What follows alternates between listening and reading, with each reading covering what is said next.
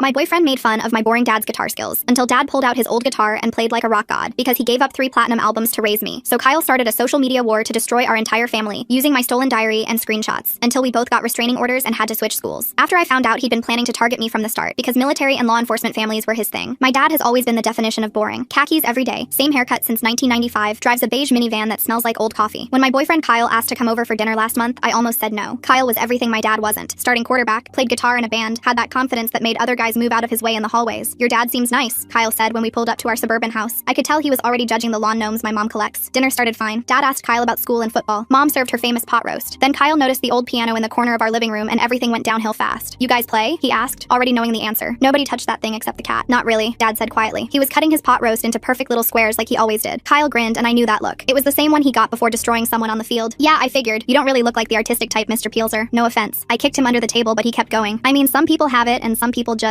He gestured vaguely at my dad's polo shirt. Some people do taxes. Kyle, I hissed. But part of me was embarrassed too. Why couldn't my dad be cooler? Why did he have to wear transition lenses? Mom shot me a look across the table that made my stomach drop. There was something in her eyes I'd never seen before. When I opened my mouth to change the subject, she reached over and pinched my elbow. Not hard, but firm enough to mean sit still and be quiet. Kyle was on a roll now. Actually, I've got my guitar in the car. I could show you what real music sounds like. Might blow your mind, Mr. P double quote. Dad just kept eating his perfect little squares. That's not necessary. No, seriously, I insist. Kyle was already standing up. Emma's always talking about how you guys don't get music. Maybe I can educate you a little. I wanted to die. I never said that. Well, okay, maybe I mentioned once that my parents only listened to NPR, but that was different. Kyle came back with his guitar case and his amp. He set up right there in our dining room like it was his personal stage. This is called Thunderstruck, he announced. What came out of his amp was definitely not Thunderstruck. It was noise. Bad noise. He was hammering on the strings like they owed him money. Pretty sick, right? He transitioned into what I think was supposed to be Sweet Child of Mine, but sounded more like a cat in a blender. Bet you've never heard anything like this in suburbia. This is what separates the real musicians from the wannabes. I started to stand up to stop this train wreck, but Mom's hand clamped down on my wrist. She shook her head once. Dad hadn't moved. He was still looking at his plate. Kyle cranked his amp louder. Come on, P-Dog. Don't be shy. I know you're dying to try. Here. He actually walked over and tried to shove the guitar at my dad. Show me what you got. Play Riptide or something. That's when Dad finally looked up. His eyes were different, focused in a way I'd never seen. You done? Kyle laughed. What? Did I hurt your feelings? Sorry, man, but this is the real world. Some of us are built for greatness, and some of us... He then looked Dad up and down. Some of us are built for data entry. Mom stood up and walked to the hall closet. I heard her moving things around. She came back carrying a guitar case I'd never seen before. It was worn and covered in stickers I couldn't quite read. Sarah, Dad said softly. Don't play, she said simply, opening the case. Inside was a black guitar that looked like it had been through a war. She handed it to Dad like she was passing him a loaded weapon. I watched my boring accountant father plug into Kyle's amp. He adjusted the settings without looking. His shoulders went back. His fingers found positions on the neck like they belonged there. What came out of that amp made Kyle's playing sound like a preschooler with a kazoo. Dad's fingers moved so fast they blurred. The sound was massive and perfect and absolutely terrifying. He played for maybe 2 minutes. Complex runs and solos I'd heard on classic rock stations, but never imagined could come from an actual person. That college fund, Dad said, still playing, didn't come from accounting. 3 platinum albums in the 90s, toured with legends, gave it all up the day you were born because being your dad mattered more than being famous. Kyle practically ran out of our house. I sat there staring at this stranger wearing my father's face. Mom squeezed my shoulder. Now you know, she whispered. I didn't know it at the time, but my dad's comments had hurt Kyle, and he was ready to use them to destroy our entire family. I watched Kyle's taillights disappear down our quiet street while Dad stood in the doorway, still holding that battle-worn guitar. His hands trembled slightly as he unplugged from the amp and carefully placed the instrument back in its case. The stickers I couldn't read earlier became clearer in the porch light. Backstage passes from venues I'd only heard about in documentaries. Mom started clearing the table, stacking plates with more force than necessary. Dad moved to help her, but she waved him off. The silence in our dining room felt heavy, like the air before a thunderstorm. I sat frozen in my chair, trying to process what I'd just witnessed. My boring father, the man who color-coded his sock drawer, had just played guitar like a rock god. My phone buzzed on the table. A text from Kyle appeared on the screen. Just 3 words that made my stomach drop. I grabbed my phone and ran upstairs to my room, taking the steps 2 at a time. Through my bedroom window, I watched Dad walk out to the garage. He stood there for a long moment before going inside and closing the door behind him. The next morning arrived too quickly. I came downstairs to find Dad at the breakfast table in his usual khakis and polo shirt, reading the newspaper like nothing had happened. Mom poured orange juice without making eye contact with either of us. The guitar case was nowhere to be seen. At school, I spotted Kyle's car in the parking lot, but he wasn't at his usual spot by the trophy case. I checked my phone and saw he'd posted something on Instagram. My heart sank as I watched the view count climb in real time. The post showed our minivan with a caption that made my cheeks burn. Comments were already pouring in from our classmates. I found Kyle at his locker surrounded by his football buddies. When he saw me approaching, he raised his voice loud enough for everyone in the hallway to hear his accusations about my family. The crowd grew larger as he continued his performance. My hands clenched into fists at my sides. Before I could stop myself, I pushed through the circle of students and shoved him hard against the lockers. The hallway erupted in whispers. Someone mentioned my grandfather's funeral from 2 years ago, bringing up memories I tried to bury. Kyle straightened his Letterman jacket and smirked at me like he'd won something. The bell rang and the crowd dispersed, leaving us facing each other in the emptying hallway. Jess found me in the bathroom during second period, my hands still shaking as I splashed cold water on my face. She bit her lip and admitted she needed something from Kyle's father for her scholarship application. The coach had connections at her dream school. She looked miserable as she explained her dilemma, torn between loyalty to me and her future. I told her I understood, even though it felt like another betrayal. Kyle had texted me during her confession, a message that made it clear he was enjoying this game. I had to make a choice, confront him publicly and risk making things worse, or help Jess with her deadline and give him more time to spread his poison. I chose Jess. While I helped her polish her scholarship essay in the library, Kyle was busy screenshotting our old text conversations. By lunch, lunch, he'd posted carefully selected messages where I'd vented about my parents during normal teenage frustration. Out of context, they looked terrible. 3 separate disasters hit me during 6th period. First, a notification that Kyle's Instagram story about dad had been reshared by half the school. Second, an email from my college interviewer mentioning she was Kyle's aunt and looked forward to meeting me next week. Third, a text from mom saying her book club friends were asking about a video their kids had seen. After school, I stopped by dad's office to bring him lunch mom had forgotten to pack. I took a selfie with him without thinking. My location services still on. Within minutes, Kyle's friends were commenting that they recognized the building. I deleted the post, but screenshots were already circulating. The next day brought unexpected drama. During lunch, I made an offhand comment about Kyle's father's drinking when someone asked why we broke up. Kyle, sitting 3 tables away, suddenly went pale and started hyperventilating. The cafeteria went silent as he clutched his chest, genuinely struggling to breathe. Teachers rushed over while students filmed with their phones. By the time the nurse arrived, sympathy had shifted entirely to Kyle. At home that evening, my younger brother wouldn't stop talking about how cool Kyle was for helping him with football tryouts last month. He didn't understand why I was being so mean to someone who'd been nothing but nice to him. Mom and dad exchanged worried looks across the dinner table. 2 days later, I discovered something that made my blood run cold. Kyle had left his backpack in my car after practice, and through the clear front pocket, I could see my diary, the one I thought I'd lost weeks ago. Pages of my private thoughts were visible, including entries about dad. Taking it back would technically be theft, and Kyle would know I'd gone through his things. I'm really curious about why the mom knew exactly where that guitar case was hidden, and why she pushed for this reveal when the dad clearly didn't want it. There's something interesting about how prepared she seemed for this moment, like she'd been waiting for the right time to show Emma the truth. I decided to document evidence instead. The next morning, I arrived at school early and tried to photograph Kyle's locker combination as he opened it. The school counselor caught me with my phone out, crouched suspiciously near the lockers. She documented the incident as concerning behavior and asked if I wanted to talk about what was going on. Kyle's mother called our house that evening. Dad answered, and I heard him explain that yes, he'd been handling her tax documents for her divorce proceedings. She needed 3 years of files that only he had access to. The conversation was professional, but I could hear the tension in Dad's voice. Mom's sister called the next day, reminding everyone about my behavior after grandfather's death. She meant well, but her words stung. The comparison to my current situation with Kyle felt unfair, but uncomfortably accurate. I'd accused people of things then too, convinced I was right when grief had actually been clouding my judgment. The school group chat became a minefield. Kyle had mastered the art of taking my messages out of context, adding concerned emojis that made him look like the worried ex-boyfriend. My attempts to defend myself only made me look more unstable. 3 different teachers pulled me aside after Kyle reported my Instagram activity as cyberbullying. Everything got worse when I realized Kyle still had access to our family Spotify account. He started playing Dad's old songs at parties, making jokes about finding them on streaming services. His commentary about Dad abandoning fame for suburbia spread through our social circles like wildfire. 3 consecutive nights without sleep left me exhausted. I dozed off in chemistry, history, and English, my head hitting the desk each time. Teachers started comparing notes in the faculty lounge. The school nurse called me in to ask if everything was okay at home, her questions dancing around substance abuse concerns. Jess officially withdrew her support after her boyfriend threatened to break up with her over the drama. She hugged me in the parking lot, tears streaming down her face as she apologized. She loved me but couldn't lose him over this. I told her I understood, even though losing my best friend felt like another piece of my world crumbling. The situation reached a new low when someone showed Mom a Facebook thread from the local moms group. They were discussing the unstable Peelser girl who was harassing the star quarterback. Mom's friend had screenshotted the conversation, thinking we should know what people were saying. Mom's face went pale as she read comment after comment from women she knew from PTA meetings and neighborhood barbecues. Kyle's next move was particularly cruel. He claimed I'd accidentally left my diary at his house during a study session. His nervous fumbling with dates when questioned by mutual friends accidentally matched up with when we'd actually studied together for finals. The lie was perfect because it contained just enough truth to be believable. My college counselor called me into her office to discuss my applications. She mentioned, almost apologetically, that Kyle's father was an influential alumnus at my dream school. His recommendation could make a real difference for students from our area. The implied threat was clear without her having to say it outright. I thought I'd finally caught Kyle in a lie when I proved he wasn't at football practice the previous Tuesday like he'd claimed, but revealing this information meant admitting I'd skipped SAT prep to verify his whereabouts. The attendance records damned us both equally. When I smiled with relief at exposing even this small lie, the yearbook photographer captured the moment. Out of context, it looked like I was celebrating someone else's pain. That evening, Kyle sent a text that summed up our situation perfectly. We were locked in mutual destruction, neither able to back down without losing everything. The war between us had taken on a life of its own, fueled by pride and pain, and the inability to admit we were both wrong. Kyle's new girlfriend from the swim team started wearing Dad's old band merchandise to practice. She quoted lyrics from his songs during team dinners, always with a knowing smirk in my direction. The worst part was watching her post photos of herself and Kyle at local music venues, tagging them with references to Dad's abandoned career. My teammates began choosing sides, and morning practices became exercises in avoiding confrontation. The college interview arrived faster than expected. Kyle and I sat in the same waiting room, our families' intertwined history hanging between us like a toxic cloud. We gave completely contradictory accounts of our relationship to the interviewer, who happened to be friends with both our mothers. Her confused expression as she tried to reconcile our stories made it clear that neither of us would benefit from this meeting. My phone lit up with a notification that made my hands shake. Kyle had submitted his college essay to the school's online showcase, and mutual friends were already sharing it. The essay painted me as an emotionally manipulative girlfriend who had hidden her perfect family behind lies. The worst part was finding my own words embedded in his narrative. Texts where I'd called Dad pathetic during a particularly bad day, stripped of all context and presented as evidence of my cruelty. At dinner, my younger brother started asking uncomfortable questions. He mentioned things Kyle had told him during those football sessions, wondering aloud why I'd made Dad quit music. The accusation hung in the air while Mom set down her fork with deliberate precision. Dad's jaw tightened, but he continued eating in silence. My brother's innocent repetition of Kyle's poison was more effective than any direct attack. The next morning brought another revelation. A neighbor mentioned seeing the Ring doorbell footage from our confrontation at Kyle's locker. The video clearly showed me as the aggressor, shoving first while Kyle simply stood there. The detail I'd conveniently omitted in my version of events now existed as digital proof of my instability. The school administration requested a meeting to discuss my pattern of aggressive behavior affecting Kyle's athletic performance. I discovered Kyle had been screen recording Dad's guitar guitar performance from that night. The TikTok clips he posted were edited to make it look fake, with comments flooding in calling it staged or lip-synced. Dad's genuine moment of revelation had been twisted into another lie, another piece of evidence that our family was built on deception. My attempt to access Kyle's Google Drive through our old shared folders succeeded briefly. His college essay drafts revealed calculated planning, multiple versions crafted to maximize sympathy while destroying my credibility. But my relief at finding evidence was short-lived when I realized he'd see the access logs. Sure enough, the next day brought a new post about my stalking behavior. The school counselor's mandatory sessions became part of my permanent record after concerns about self-harm surfaced. Someone had reported seeing me with scratches on my arms, marks from our cat that suddenly took on sinister meaning in the context of my deteriorating mental state. Each session meant more documentation, more evidence of instability that Kyle could reference. I tried recording Kyle's threats during a chance encounter by the trophy case. My phone was hidden in my pocket, capturing audio as he leaned close and whispered his plans to destroy my family's reputation. But the reflection in the trophy case glass gave me away. He spotted the recording screen and stepped back with mock surprise, loudly asking why I was secretly recording him. Another public relations victory for Kyle, another mark against my credibility. Mom's carpool schedule created a special kind of torture. Every Tuesday and Thursday, Kyle picked up my brother while I watched from the kitchen window. They'd laugh and talk about football, my brother lighting up in ways he never did around me anymore. Mom pretended not to notice my clenched fists as Kyle's car pulled away with my brother in the passenger seat. The band teacher who might have vouched for Dad's musical legitimacy suddenly became unavailable. An anonymous complaint about his inappropriate interest in student relationships had surfaced, threatening his tenure. He made it clear through careful words that he couldn't risk his career by getting involved in our drama. Another potential ally neutralized by the expanding web of destruction. Kyle's latest social media campaign involved posting throwback photos from our relationship. He wore the vintage band t-shirt I'd given him for his birthday, one of Dad's tour shirts from the 90s. The caption referenced missing better times with the Peelser family, garnering hundreds of sympathetic comments about how he'd tried so hard to fit in with our complicated household. An offer arrived through a mutual friend. Kyle would delete everything, all posts, all screenshots, all evidence, if I publicly apologized for leading him on about my family. The terms were specific. Admit that I'd lied about my boring parents to seem more relatable, acknowledge that I'd hidden Dad's past to manipulate Kyle's feelings. My refusal was immediately reframed on social media as pride preventing me from admitting the truth. Everything shifted when I discovered the practice schedule I'd been using to track Kyle's whereabouts was wrong. The team had changed their routine weeks ago, meaning my certainty about his location when my diary went missing crumbled. My accusations now looked like desperate attempts to frame him, my confidence becoming a liability in the court of public opinion. The attic held secrets neither Kyle nor I expected. While searching for more evidence about Dad's past, we both stumbled upon his old recording contract. The documents revealed he'd walked away from a multi-million-dollar deal the day I was born. Something feels off about how perfectly Kyle's timing works out. He just happens to have screenshots and recordings ready whenever he needs them. The way he's hitting every weak point in this family's life seems too calculated for a teenage breakup gone wrong. A handwritten note in the margin simply read, "Emma born today. Easy choice." The revelation should have vindicated my family, but Kyle spun it as more evidence of Dad's selfishness, abandoning his bandmates and their dreams for suburban mediocrity. My carefully collected screenshots of Kyle's obsessive behavior backfired when examined closely. The texts showed a boyfriend asking normal questions about family, expressing genuine interest in understanding why I seemed so embarrassed by my parents. My narrative of stalking and harassment looked increasingly like projection, especially when compared to my own documented behavior. Mom faced an impossible choice when 3 therapy clients asked about the family drama they'd heard about through the community grapevine. Her professional reputation required neutrality, but her daughter needed support. She chose to limit her public involvement, offering private help while maintaining professional distance. The decision felt like another betrayal, even as I understood her reasoning. I created fake social media accounts to monitor Kyle's posts and influence the narrative. The web of deception grew as I liked and commented on posts that supported my version of events, reported content that made me look bad. The digital manipulation felt justified until I realized I was becoming exactly what Kyle accused me of being, a manipulator hiding behind false personas. A chance encounter at the grocery store let me plant seeds of doubt with Kyle's mother. I expressed concern about his stress levels, mentioned how worried I was about the pressure he was under. Her maternal instincts kicked in as I carefully crafted a narrative of 2 teenagers caught in an escalating conflict neither could escape. The conversation felt like a small victory until I saw Kyle's post about my harassment of his family members. The old iPad backup contained deleted texts I'd forgotten existed, messages between Kyle and me from happier times, including his promises to keep family secrets and my assurances that Dad's past didn't matter. But accessing them required using our shared Apple ID before Kyle remembered to change it. The race against time added another layer of stress to my already fractured days. Kyle's father emerged as a new threat when he made his position clear. As the football coach, he controlled my brother's playing time and future prospects. The implicit threat was elegant in its simplicity. Back off or watch my brother's dreams evaporate. The choice between protecting my family's reputation and supporting my brother's aspirations created an impossible dilemma. The championship game arrived while I was across town trying to intercept Kyle's latest scheme. My brother scored the winning touchdown, and Kyle was there to celebrate with him. The photos on social media showed them embracing on the field while I was notably absent. My brother's text later that night was brief but devastating in its simplicity. Kyle had shown up when I hadn't. Financial pressure mounted as I maxed out my credit card on data recovery services, while Kyle dipped into his college fund for legal consultations. The economic warfare felt absurd but necessary, both of us hemorrhaging money we couldn't afford to lose in pursuit of evidence that might not even matter. The fall festival became a battlefield when we encountered each other at the face painting booth. Our heated exchange traumatized the children waiting in line, their parents pulling them away from our toxic energy. The public confrontation made the local Facebook groups, with opinions split between those who thought I was unstable and those who believed Kyle was manipulative. My National Honor Society position evaporated after a vote on conduct unbecoming of a member. Kyle's new girlfriend was appointed as my replacement, her smile at the announcement feeling like salt in an open wound. The academic achievements I'd worked years to build crumbled in minutes, another casualty in our war of mutual destruction. The night I slept in my car marked a new low. My parents' argument about my obsession with Kyle echoed through the house, Dad's voice raised for the first time in years. I grabbed my keys and left, spending the night in the parking lot of a 24-hour grocery store. Kyle's post the next morning about being concerned for my ex's mental health included included a photo of my car in the lot, taken by someone who'd recognized it. My grandmother's call came at the worst possible moment. Her tearful plea to stop destroying Dad's sacrifice hit harder than any of Kyle's attacks. She reminded me how he'd given up everything to provide a normal life, how his choice to be boring was the greatest gift he could give. Her words echoed as I realized how far I'd strayed from protecting my family to actively harming it. The investigation into Jess's mother's workplace began because of my inquiries about Kyle's alibi. Her position at the bank required absolute trust, and questions about her whereabouts on specific dates raised red flags. Jess's text about her mother crying because of my actions felt like a knife between my ribs. The collateral damage kept expanding, touching lives I'd never meant to harm. Jess's parents considered separation as the stress of the investigation combined with their daughter's involvement in our drama. The stable family that had been my second home throughout childhood began fracturing because of my relentless pursuit of Kyle, yet I couldn't stop, even knowing the cost. Dad's question came during a rare quiet moment in the garage. He asked if Kyle might just be a hurt kid lashing out, if perhaps we were both victims of our own insecurities. I couldn't immediately answer, the possibility that we were both wrong too painful to fully consider. His gentle wisdom felt like a lifeline I was too proud to grab. My public admission about lying to spy on Kyle was meant to restore credibility through honesty. Instead, it provided more ammunition for his narrative of my instability. The truth became another weapon in his arsenal, twisted to serve his version of events. The TikTok videos I'd posted mocking our boring family dinner on the night of Kyle's visit surfaced like digital fossils. My own words from weeks before the confrontation proved I'd started this cycle of disrespect. The evidence of my initial cruelty undermined every claim of victimhood I'd made since. School lawyers sent a formal cease and desist letter after Kyle's family threatened legal action for harassment. My parents had to hire their own attorney, canceling their 25th anniversary trip to cover the retainer. The financial and emotional cost of my war with Kyle reached new heights as legal documents piled up on Dad's usually pristine desk. Kyle's revelation about his true motivations came during a mediated session at school. He admitted wanting my family to accept the real him after years of feeling inadequate next to my perfect life. His revenge stemmed from genuine hurt mixed with privileged rage at being dismissed. The complexity of his pain didn't excuse his actions but made them disturbingly human. I felt myself changing, becoming calculating in ways that frightened me. The empathetic girl who used to volunteer at animal shelters was replaced by someone who cataloged weaknesses and plotted strategic strikes. The transformation felt necessary, but came at the cost of recognizing myself in the mirror. Kyle's practice schedule came to me through his younger sister, who had developed a crush on my brother. The information felt tainted by the manipulation required to obtain it. Another small betrayal in an endless chain of compromises. Each victory came with a price that made it feel more like defeat. The moment I saw Kyle crying at his parents' divorce hearing should have brought satisfaction. Instead, I felt hollow watching him break down over something I'd helped accelerate. We were both broken by this war, both victims of our own making. The small victory of proving he'd lied about something trivial felt meaningless compared to the wreckage surrounding us. Kyle's narrative about my family emotionally manipulating him with false personas gained traction as more people chose sides. The complexity of truth became irrelevant in the face of simpler stories. His version was easier to understand. Girl lies about boring family, boy feels betrayed, boy seeks justice. My version required too much context, too much nuance for social media consumption. Everything hinged on Dad's willingness to go public with his past. The private man who'd chosen anonymity for decades faced the prospect of exposing his history to save his daughter's reputation. The weight of asking him to sacrifice his carefully constructed privacy felt heavier than any of Kyle's attacks. My past tutoring sessions with Kyle's sister became leverage when she asked why I was being mean to her brother. Her innocent question about why I'd said he deserved better during one of our study sessions revealed how my own words could be weaponized. The private encouragement I'd offered about her brother's insecurities now served his narrative of my manipulation. Teachers began choosing sides based on which student better served their college matriculation statistics. The academic politics felt absurdly petty compared to the personal destruction, yet they mattered in practical ways. Letters of recommendation and committee positions shifted based on calculated assessments of who would ultimately prevail. The revelation about defamation law crushed my hopes for legal vindication. Proving actual malice required showing Kyle knew his statements were false, not just that they were wrong. His genuine belief in his own narrative, twisted as it was, provided legal protection I hadn't anticipated. He could believe his own lies and be protected by that belief. Dad's old manager owed him for covering rehab costs decades ago. When I reached out, he provided context about how the music industry destroyed families, how Dad's choice to leave was the sanest decision he'd seen. Kyle's dad using football playing time as leverage against her brother makes me wonder about the power dynamics here. How many adults are getting pulled into what started as teenage drama, but ongoing legal troubles prevented him from testifying publicly. Another ally neutralized by circumstances beyond our control. Evidence mounted showing Dad had turned down reunion tours 3 times to attend my recitals, games, and school events. Each rejection came with financial penalties he'd paid without complaint. The sacrifice went deeper than I'd imagined, yet Kyle spun it as evidence of Dad forcing his family to live in false poverty. The contract revealed Dad's bandmates had sued him for quitting, seeking damages for breach of contract and lost earnings. He'd paid the settlement from savings meant for other dreams, choosing family peace over financial security. The lawsuit's existence had been hidden from us, another secret Dad carried to protect our normal life. Mom's saved letters between Dad and his label showed his desperate attempts to break free from contracts that would have kept him touring during my early years. His joy at choosing family radiated from handwritten notes. Fame is temporary, Emma is forever. The evidence of his intentional choice should have ended the debate, but Kyle had already poisoned the well of public opinion. I finally understood that Dad's boring life was a deliberate choice renewed daily. Every khaki purchase, every minivan maintenance appointment, every quiet dinner at home was an active decision to prioritize family over fame. The revelation came too late to undo the damage I'd helped create in my war with Kyle. The evidence about Dad's rejected reunion tours came from an unexpected source. His former drummer reached out through social media after seeing Kyle's posts, offering documentation of the 3 separate times Dad had declined lucrative comeback opportunities. Each rejection coincided with my school events: a science fair, a dance recital, my middle school graduation. The drummer's message included contract offers Dad had turned down, each worth more than our house. I printed everything and drove to Kyle's house at dawn, parking across the street. His car sat in the driveway next to his mother's SUV. I waited until I saw movement in the kitchen window, then walked up and slipped the envelope under their door. No confrontation, no drama, just evidence. The lawsuit documents from Dad's bandmates painted an even clearer picture. I found them buried in Mom's filing cabinet, yellowed with age but still devastating. Dad had paid $47,000 from his retirement savings to settle their claims when he quit the band. The payment schedule showed monthly installments that coincided with him taking a second job doing taxes during touring season. Mom discovered me reading the papers and sat down heavily beside me. She pulled out more documents, letters from Dad to record labels begging for release from his contracts. One letter mentioned missing my first steps while on tour. Another described the guilt of performing while I had pneumonia. The final letter, dated the day after my birth, simply stated his decision was final. Kyle's overconfidence became his downfall during a school assembly. While discussing college plans with friends near an open microphone, he casually mentioned exaggerating some details about my family for effect. The entire auditorium heard his admission through the sound system. Several students recorded the moment on their phones. I received the videos within minutes but didn't post them. Instead, I saved them to a flash drive along with all the other evidence I'd collected. The urge to destroy him publicly battled with Dad's words about Kyle being just a hurt kid. My hands shook as I sealed the flash drive in an envelope. The mediation session was scheduled for the following Monday. Both families received formal notices requiring attendance. The school district wanted this resolved before it escalated further. I spent the weekend organizing evidence, creating timelines, preparing for war. But Dad's old guitar case in the corner of my room kept catching my eye, reminding me of choices and sacrifices. Sunday night, I made a decision. I took the envelope with the flash drive and wrote Kyle's name on it. Inside, I included a note explaining I had enough evidence to destroy him, but was choosing not to use it. The choice wasn't about forgiveness. It was about ending the cycle. Monday morning arrived gray and drizzling. The mediation room at school felt too small with both our families present. Kyle's mother sat rigid next to Mom, their decades of friendship visible in the space between them. Dad wore his usual khakis but had added a blazer. Kyle's father checked his phone repeatedly, probably monitoring football practice. The mediator, a retired judge the district brought in, reviewed the stack of complaints and evidence. Both Kyle and I looked terrible. I'd lost weight from stress, my hair thinning at the temples. Kyle's usual confidence had been replaced by nervous energy, his leg bouncing constantly under the table. Jess's family arrived halfway through, her mother's eyes red from crying. The investigation at her workplace had concluded without findings, but the stress had taken its toll. Jess wouldn't look at me, sitting close to her parents like she was trying to disappear. School representatives presented their concerns about the disruption our conflict had caused. Attendance records showed both Kyle and I had missed numerous classes. Our grades had plummeted. The counselor read from her notes about concerning behavior from both parties. When the mediator asked for our versions of events, I pulled out the envelope with Kyle's name and slid it across the table to him. His hands trembled as he opened it, finding the flash drive and note. His face went through several emotions: confusion, fear, then something like relief. Kyle's admission came haltingly. He talked about feeling like a fraud next to my seemingly perfect family, how my casual dismissal of Dad that night had triggered years of insecurity about his own worth, his parents' failing marriage, his father's drinking, the pressure to be the golden boy. It all came pouring out. I found myself sharing too, explaining how Dad's revelation had shattered my understanding of our family, how Kyle's attacks had felt like confirmation of every fear I'd had about not being worth Dad's sacrifice. The competition between us had become about proving who deserved to be loved. The mediator recommended a comprehensive resolution: mutual restraining orders preventing contact or social media interaction, mandatory counseling for both of us, school transfers to prevent further conflict, Kyle to the district's alternative program, me to the arts magnet school across town. The financial settlements were modest but fair. Both families would pay their own legal costs. The school would seal disciplinary records to prevent college admissions impact. Neither party could profit from the story. No book deals, no interviews, no monetized social media content about the conflict. Dad finally spoke near the end, his voice quiet but firm. He confirmed the truth about his music career, but emphasized it was his choice to leave. He looked directly at Kyle's parents, acknowledging the pain our conflict had caused their family. His words carried the weight of someone who understood sacrifice. Kyle's mother broke down, apologizing to my parents for her son's actions while admitting she'd always wondered about Dad's past. The revelation that their tax preparer had been a rock star felt surreal, but she understood why he'd chosen privacy. The normal life he'd built was its own kind of success. Community fallout was swift and divisive. The yearbook committee split their dedication page between Team Emma and Team Kyle, unable to reach consensus. Former friends chose sides based on their own family dynamics. The local Facebook groups debated parental sacrifice versus personal fulfillment for weeks. I started at the arts magnet school after winter break. The commute was longer, requiring Dad to drop me off before work. Those morning drives became our time, filled with music from his old bands and comfortable silence. He never lectured, just played songs that said everything necessary. Kyle's transfer to the alternative program meant our paths rarely crossed. Mutual friends reported he was doing better, focusing on academics rather than football. His parents' divorce finalized quietly, his mother keeping the house while his father moved to an apartment near the school. My brother struggled with the changes. Kyle had been his hero, and understanding the complexity of our conflict was beyond his years. He quit football, saying it wasn't fun anymore. Dad started teaching him guitar instead, passing on what he'd kept hidden for so long. The restraining orders made senior year logistics complicated. School events required coordination to ensure we weren't present simultaneously. Graduation seating charts looked like military strategy documents. The principal joked darkly about conflict resolution becoming her full-time job. Therapy helped, though progress was slow. Understanding how quickly love could become destruction, how insecurity could weaponize intimacy, took months to process. My therapist specialized in adolescent trauma, helping untangle the web of family loyalty and personal identity. Dad started playing guitar at home more often. Nothing dramatic, just quiet strumming after dinner or weekend jam sessions in the garage. Mom would sometimes sing along, revealing another hidden talent. The music that had been a secret became part of our family rhythm. 6 months later, at the regional college fair, I saw Kyle across the crowded gymnasium. We made eye contact briefly, a moment of recognition passing between us. Neither approached the other, but we nodded, a mutual acknowledgement of damage done and lessons learned. I walked toward the arts programs while he headed for business schools. Our paths diverged naturally, shaped by the war we'd waged but no longer defined by it. Both families bore scars from the conflict, but we were intact, changed but not broken. Dad's secret had transformed from shame to pride. His choice to be boring, to prioritize family over fame, was never about giving up dreams. It was about choosing better ones. The man in khakis who drove a minivan had taught me that love sometimes looks ordinary, but its impact is anything but. The evidence of our mutual destruction lived in sealed records and deleted social media accounts. Kyle and I had learned that intimacy could become a weapon, that knowing someone's vulnerabilities carried responsibility. We'd tested the limits of teenage cruelty and found them far too easy to reach. Our story became a cautionary tale whispered in school hallways, A reminder that even ordinary families harbor extraordinary secrets. The boring accountant who'd played guitar like a god, the quarterback who'd crumbled under perfection's weight, we were all more complex than our surfaces suggested. The college acceptance letters arrived in spring, our futures shaped by choices made in anger and pain. Different schools in different states offered fresh starts. The geographic distance felt necessary, a physical manifestation of the emotional space required to heal. Dad drove me to freshman orientation that fall, the minivan packed with dorm essentials. As we pulled onto campus, he turned off the radio and looked at me. His expression carried pride mixed with lingering concern, the face of a father who'd sacrificed fame for moments exactly like this one. I understood then that his boring life had been the most radical choice he could make, a daily decision to show up, to be present, to choose family over glory. The khakis and transition lenses were armor against a world that valued spectacle over substance. The war with Kyle had taught me that love and hate lived closer together than I'd imagined, that the people who knew us best could hurt us most. But it also showed me that choosing peace over victory, boring over brilliant, family over fame, these were the choices that defined a life worth living. Hello everyone, I want to hit 1 million subscribers by the end of the year. I know you guys hated the new voices, haha, they are gone. Please subscribe again, please.